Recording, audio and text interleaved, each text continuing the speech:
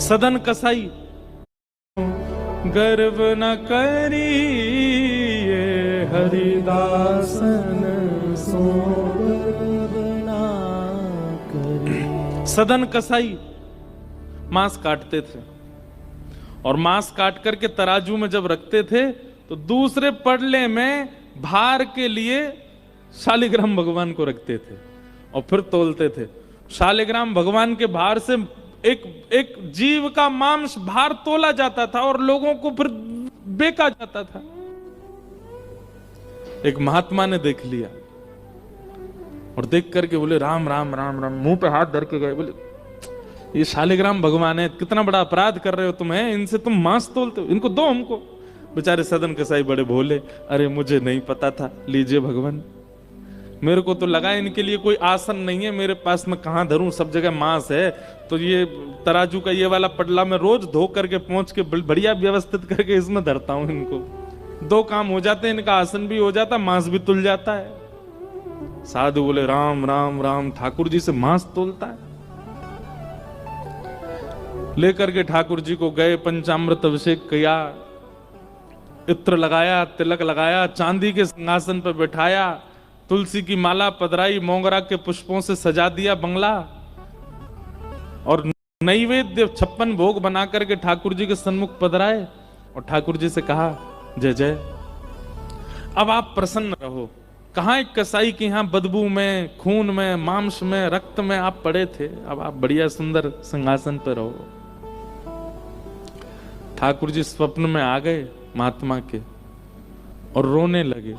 महात्मा बोले क्या हुआ? बोले मुझे वापस वहीं छोड़ के आओ, सदन कसाई के पास। महात्मा बोले जय जय, इतना अपवित्र स्थान वहां क्या करने, आपको वहां क्या सुख मिलता था? ठाकुर जी बोले पता नहीं क्यों, वो इतना भोला है, इतना सीधा है, वो सदना हमको इतना अच्छा लगता है। जब वो तोलता था ना तो उसके तराजू में जब हम ऐसे लुढ़कते थे तो हमको बड़ा सुख मिलता था, हमको वहीं लुढ़कना, वहीं छोड़े आओ। रैदास जी कहते हैं सोई सुहागन प्रिय जाही रीझे। भैया नियम बना हुआ है, पद्धति बनी हुई है, लेकिन उस नियम पद्धति को तोड़ने का अधिकार ठाकुर जी पर है। वो चाहें तो एक मांस बेचने वाले के पास भी रह सकते हैं। हमें नियम का पालन करना है। कहीं हम ये सोचने लगे सदन कसाई भी तो करता था मांस आदि का, सब हम भी करने लगे, ठाकुर जी थोड़ी ये सब विचार नहीं। आप तो शुद्ध ही रहो, ठाकुर जी पर छोड़ो, वो किसको चुनते हैं। मान गए महात्मा, बोले कि हमने इतना सब कुछ पवित्र आदि सब किया, लेकिन आपको तो वहीं उसी के यहां जाना है, ठीक है। दूसरे दिन सदन कसाई के पास गए और ठाकुर जी हाथ में लेकर के महात्मा आए। सदन कसाई तो तुरंत कूद पड़े चरणों में, बोले भगवान मुझसे अपराध हो गया, आप मुझे दंड मत दीजिए। बोले दंड देने नहीं आए भैया, तेरी भक्ति की सराहना करने आए। दुनिया के लोग पुष्पों से, इत्रों से पूरे घर को महकाते हैं, तब ठाकुर जी को विराजमान करते हैं। और तेरी ये रक्त मंडित, ये मांस मंडित, ये दुर्गंध युक्त दुकान में तराजू पर तुलने में ठाकुर जी को सुख मिला। ले धर इनको। उस दिन सदन कसाई के मन में आया, मेरे इतने गलत व्यवहार को भी ठाकुर जी ने नजरअंदाज कर दिया। मैं किस योग्य हूं? बंधुओं हमारी तरफ देखो, सब रोज विचार किया कीजिए रात को, क्या दिन भर में जो जो कृपा ने ठाकुर जी ने आप पे की, आप उसके अधिकारी थे? नहीं थे। हम स्वयं अपने पे विचार करते हैं कि हम कथा सुनाने जाते हैं, इतने सारे लोग सुनते हैं, इतने वैष्णव आनंद लेते हैं, इतना लोग नृत्य करते हैं, हम तो इसके अधिकारी नहीं हैं। ये वृंदावन रसामृत पद प्रकट हो गया, गा दिया, लोग सुन रहे हैं, दुनिया भर में सब लोग गा रहे हैं, इसके अधिकारी हम तो नहीं थे। हम तो रोज सोचते हैं, हे ठाकुर जी, हे गिरधर लाल जी, हम तो अब इतने व्यस्त हो गए कि आपकी सेवा भी नहीं कर पाते हैं, फिर भी आप कितना अनुग्रह करते हैं।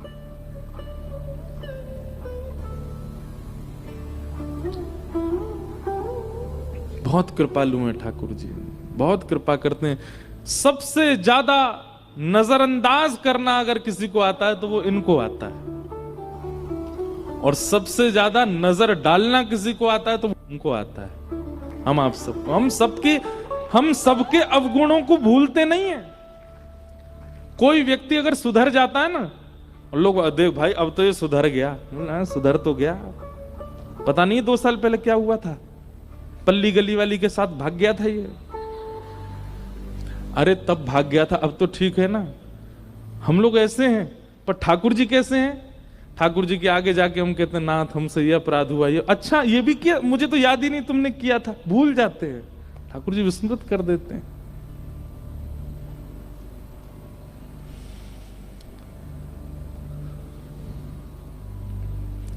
ठाकुर जी जैसा कृपालु नहीं है कोई।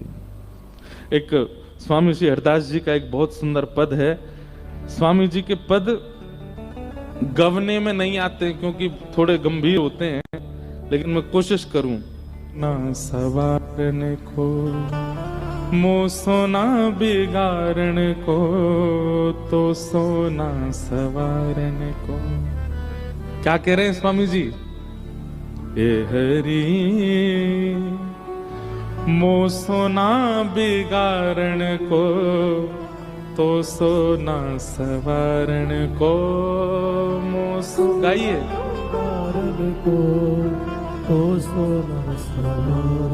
मेरे जैसा बिगाड़ने वाला नहीं है संसार में, और आपके जैसा संभालने वाला नहीं है संसार में। मैं जितना बिगाड़ता जाता हूं आप सब संभालते चले जाते हो।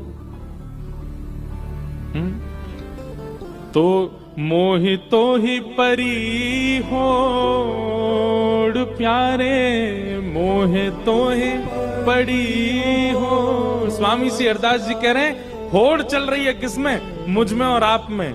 मैं बिगाड़ने में आगे नहीं पीछे नहीं हट रहा हूं, और आप संवारने में पीछे नहीं हट रहे हो। दोनों में होड़ चल रही है, कौन जीतेगा? कितना सुंदर भाव है स्वामी श्री हरदास जी महाराज का। मो सोना बिगाड़न को, तो सोना सवारन को। मो सोना बिगाड़न को, तो सोना सवारन को। कौन धो जीते कौन धो हारे, कौन धो जीते कौन धो हारे। अच्छा, गांधी धाम वालों की एक शिकायत कर दें हम, गाते नहीं है पद पीछे साथ में। अब इतना सुंदर पद गाया जा रहा है, पर ऐसे बैठे रहेंगे जैसे वाणी नहीं है। अरे गाया कीजिए। ये सब पता है क्यों गाने के लिए कहते हैं? जब आप बाहर कमरे में गाओगे, अपने घर पे गाओगे, उसका लाभ नहीं है। कथा में जब आप गाते हैं, सामने भागवत जी विराजमान है, व्यास जी बैठे हैं, इतने सारे रसिक, यहाँ कोई गाई जाती है ना वस्तु, तो कहते हैं ना जैसे घर पर दवाई लो और हॉस्पिटल में जाके दवाई लो, घर पे दवाई का असर कम है, डॉक्टर के सामने दवाई का असर जल्दी हो जाता है। तो यहां अगर आप गाएंगे तो उसका असर तुरंत होगा आपके चित्त पर, इसलिए गाया कीजिए। हमारी सब कथा में लोग गाते हैं, गांधी धाम वाले आते खूब ध्यान से कथा सुनो, गाते नहीं है, गाया कीजिए। कौन धो जीते कौन धो हारे, कौन धो जीते। देखो मैं गलत था, मैंने कुछ गलत कहा? बिल्कुल सही कह रहा हूं मैं। गाते नहीं हो आप लोग। गुजरात में थोड़ा सा एक चीज है ना, थोड़े से लोग नेक्स्ट से बस नेक्स्ट से आलसी हैं।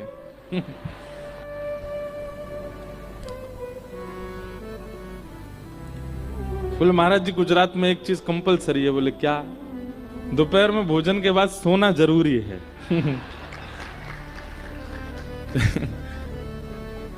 क्यों? उसके बिना बोले दोपहर में आपको कोई नहीं मिलेगा। आप फोन करते रहो, घंटी बजाते रहो, घर पे जाके खड़े हो जाओ, बच्चों से कहते हैं कह दो पिताजी है ही नहीं, पिताजी 5 करोड़ लेके खड़ा है, कह दो शाम को आ जाएगा यार, अभी सोना जरूरी है अपना। इतनी संख्या में बैठे हैं लेकिन गाते नहीं है। देखो अब निकली ना आवाज। कौन धो जीते कौन धो हारे, कौन धो जीते कौन धो हारे। पर बदी ना छोड़, हाँ पर बदी ना छोड़। ए हरि मो सोना बिगाड़न को तो सोना सवारन को, मो सोना बिगाड़न को तो सोना सवारन को। हे हरि मो सोना बिगाड़न को तो सोना सवारन को, मो सोना बिगाड़न को तो सोना सवारन को। तुम्हारी माया विचित्र पसारी, तुम्हारी माया विचित्र पसारी, मोहे सुर मुनि मोका भूले, मोहे सुर मुनि मोका भूले। और अंत में श्री स्वामी हरदास जी महाराज कहते हैं, मैं बिगाड़ने में भाग रहा हूं और आप संवारते हुए चल रहे हैं, दोनों में होड़ लगी है, कौन जीते? तभी अंत में स्वामी श्री हरदास जी कहते हैं, कहीं श्री हरिदास हैं हम जीते, कहे श्री हरिदास हैं हम जीते, हारे तुम तो न तोड़, हारे तुम तो न तोड़। स्वामी श्री हरदास जी महाराज कहते हैं, बोले नाथ, इस बिगाड़ने संवारने की होड़ में आप हार गए, हम जीत गए, क्योंकि हम इतना बिगाड़ते हैं, इतना बिगाड़ते हैं, इतना बिगाड़ते हैं कि आप भी नहीं संवार पाओ। अभी जो काल चल रहा है ना बंधु, जिस काल में हम लोग हैं, इस काल में अब ठाकुर जी थक गए हैं, संवारते संवारते अब थक गए। ठाकुर जी बोल रहे हैं, भाई अब तो ये स्थिति हो गई है कि पहले तो अड़ोसी पड़ोसी को मार देते थे, दूर गांव के लोगों का वध कर देते थे, डाकू किसी शहर के आदमी को काट देता था, अब तो पत्नी पति को मार देती है।